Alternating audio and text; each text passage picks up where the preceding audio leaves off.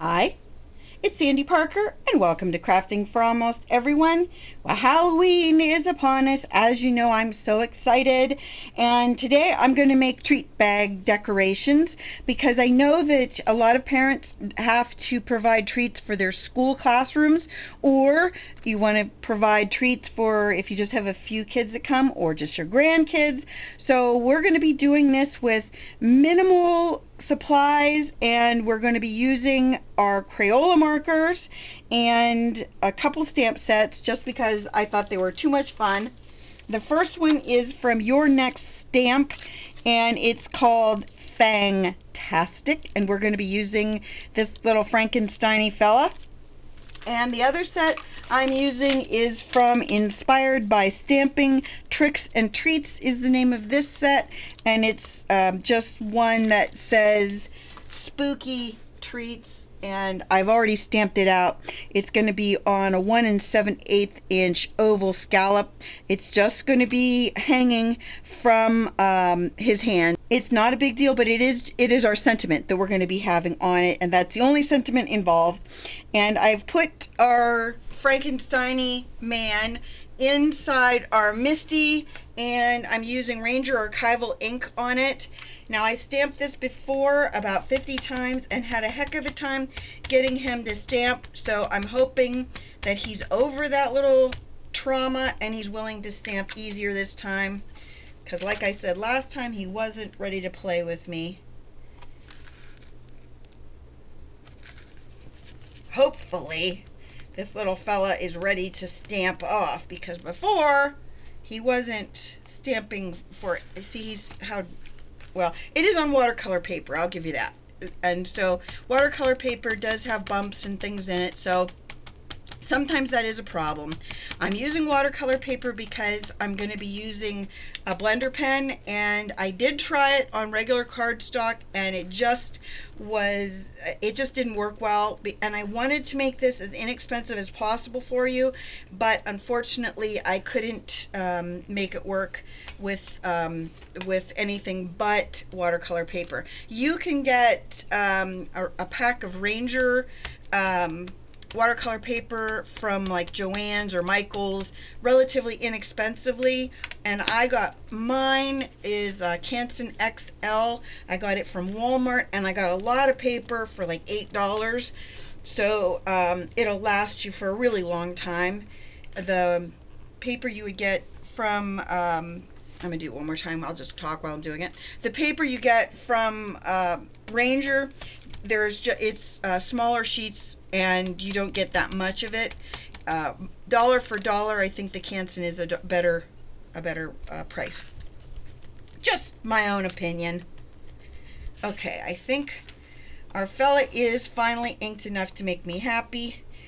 He's not perfectly inked, but better than he was. I'll get him out of the way.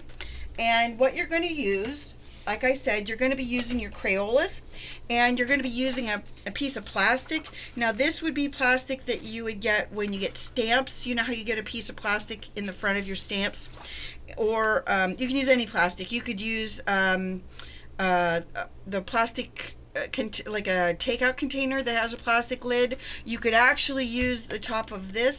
You can use anything that's a solid surface. A glass plate, pretty much anything. Now, this is a blender pen. It has a fluid in it that allows the marker to liquefy to look like a watercolor.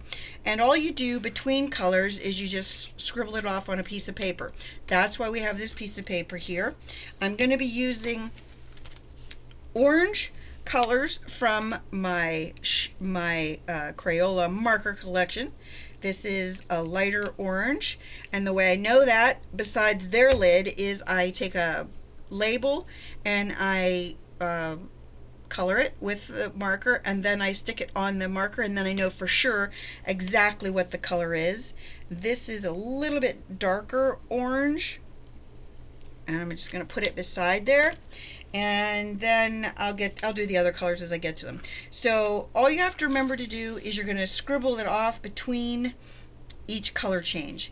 So let's take a little bit of this first orange, and we're just going to smear it around on our marker, and you're going to start at his hairline so that that's where the darkest color is going to be. And you're going to kind of just go down his face with it. When it looks like you need more ink on your pen, you just add more.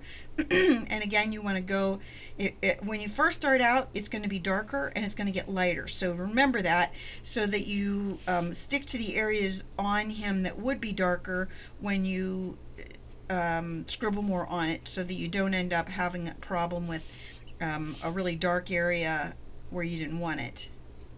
Like under his nose would be darker. I did, as I said, I used an archival ink, and an archival ink means it shouldn't smear when you're using markers and things on it. Hopefully it doesn't. Now I'm going to go in with the darker orange, and I'm just going to kind of go around his hairline a little bit with it. I'm going to make just a little bit of a shadow around his hairline and a little bit down the side of his face, and then under his neck, and I'm going to also go around the side of his face with it. And then here's the most important part of this. I'm going to make his nose the darker orange. I thought it'd be kind of fun to just make his nose a combination of both oranges. So I'm going to put one orange on, and then I'm putting the other orange on, just so his nose is a little bit darker than the rest of his face. And I might have to make another color, or add another color, excuse me, afterwards. So right now, I think his face is the way I want it to be, and let's go on to his shirt. I don't know about you, but for me, one of the colors I think of when I think of for Halloween is purple. I don't know why that is, but I love purple as a Halloween color, so I use it in a lot of my projects. And I'm going to do, I think I'm going to do his shirt in purple, and maybe his pants in blue. I don't know. Maybe I'll do his pants. Oh, let's do his pants in purple. Why not? He's this should be a fast project for you to do.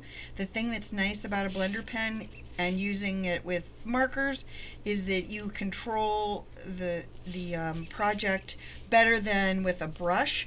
And the other thing that's nice about it is if you do make a mistake with it, you can always go back in. I don't know if I want to do his boots in this color. I'm going to do a little bit darker purple around the edges, I think. The other thing with the blender pen is that because you're not using a brush, you really can fix your mistakes better than if you use a brush. And what I mean by that is, if you do get a little bit outside the lines with it, because you're using watercolor paper, after you scribble off so that there's no color on this, you can just dab right where you made your mistake, and it should hopefully come off a little bit. Oh, I forgot to do his hand when I did his head. That wasn't smart. I don't know. I guess his boots or whatever that is could be purple at the bottom. We're going with purple. You can always add more marker onto your acetate or plastic if you need it.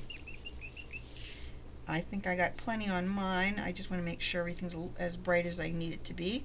I think he looks good so far. Let me scribble that color off, and let's go with, I'm going to do a blue shirt. No, I was going to do a blue shirt. I'm going to do a green shirt because I'm going to do a blue background.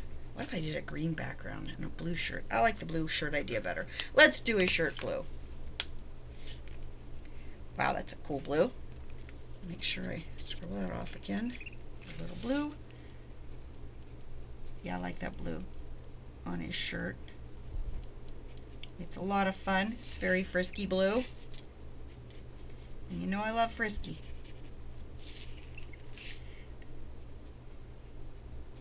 I think if you were going to make this for a classroom, it would be fun if you made them and stamped them and then had your kids color them.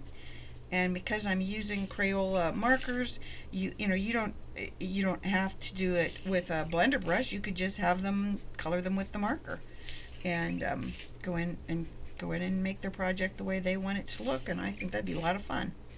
That way they really own their treats that they're giving their friends. Okay, so I made a big boo-boo there.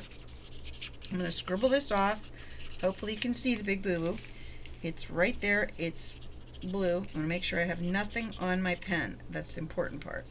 What you're going to do is you're just going to take your blender and you're just going to kind of rub it off like that. See how the blue disappeared? Cool, isn't it? Love it. Makes me happy. You know, if I make a mistake, I like some way to fix it. Gotta have a game plan on how you can fix it. I decided my boots weren't blue enough, so I'm just adding a little more purple to my boots. A little bit more purple at the top of my shirt or pants. Not shirt, pants.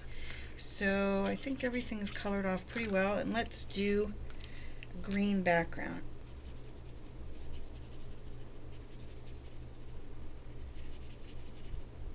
I think I'm going to try, I'm probably going to end up using a marker to, excuse me, a metallic marker to do his bolts, because I don't like it when the bolts aren't authentic, and I would think bolts would have to be some kind of metallic, like a silver. At least that's what I think bolts look like. My own feeling on bolts. Hopefully. Now, I'm going to take him off that background, and I kind of hold him up so I can see where I need to put a little bit more of the green, and just go in and just add it. Just a little bit more down here at the bottom. And I think he's pretty good. Let me get my blender brush cleaned off and tapped up. Get my acetate out of the way. All you need to do with this is take a wet wipe and just wipe over the surface, and that'll take care of it. You won't have to worry about it. You can use it again. Then what I like to do when I'm doing this, hopefully you can see this, is I like to put my paper in so that I know where it's at, and hopefully squeeze it hard enough to punch a hole in it. See, that was pretty simple. And then when I'm doing him, and I want to have him hold this in his little hot hand, I like to make sure that, in this case, I'm going to make it so it's his, you see that we're between his thumb and his hand, there's a line, and all I'm going to do is hopefully use my knife, and underneath here I have mat, glass mat, rubber, cutting mat, I don't know what you call it, cutting mat, that's what I think you call it. And I'm just going to push on this a little bit more because I want to have my hole just a little bit bigger. That's perfect. And then we'll be able to put some cording through there. And to do that, I think I'm going to use, what should I use, black? I love black for Halloween. Who doesn't? So I found my black embroidery thread, and I cut off probably about, I don't know, a foot and a half.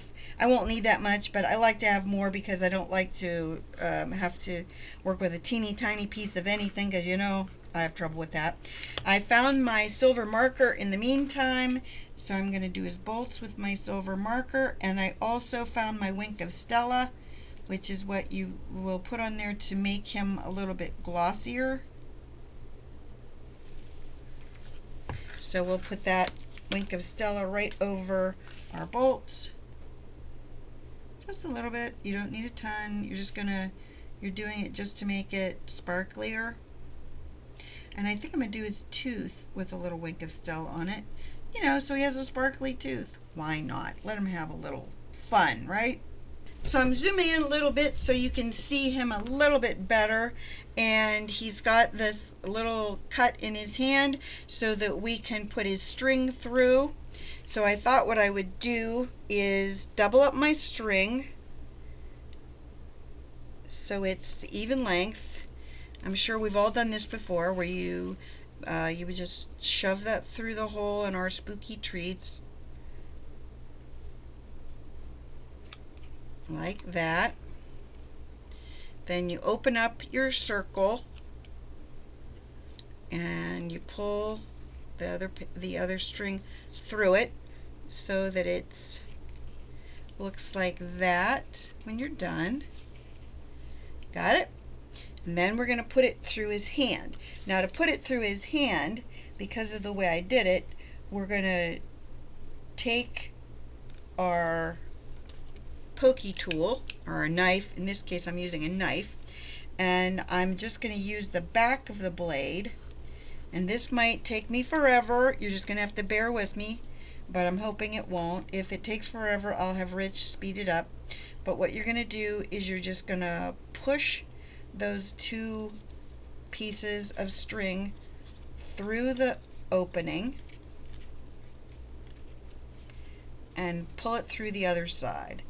I have it in there. It's just a matter of getting it all the way through. I know what you're thinking. Sandy, you must have had Rich speed that up, but I didn't. Shocked, aren't you? I think I'm going to let it hang, I don't know, like that. I think it should be a little ways down there. And we're going to make a little knot on the back. That'll probably take us the longest, right? Anything involving a knot or bows or anything like it takes me forever. We'll see how long I made it in the end. That's pretty good. It'll hang down like that. Let's cut the excess off the back. And because I put that knot on there, we're probably going to have to put a lot of adhesive on the back, or some really heavy duty adhesive. So I think I might use some tear tape on the back of that. Because don't forget, our goal here is that we're going to attach it to our scallop. So we want to make sure, I gotta pull that all the way. We want to make sure that our image is really well adhered to it.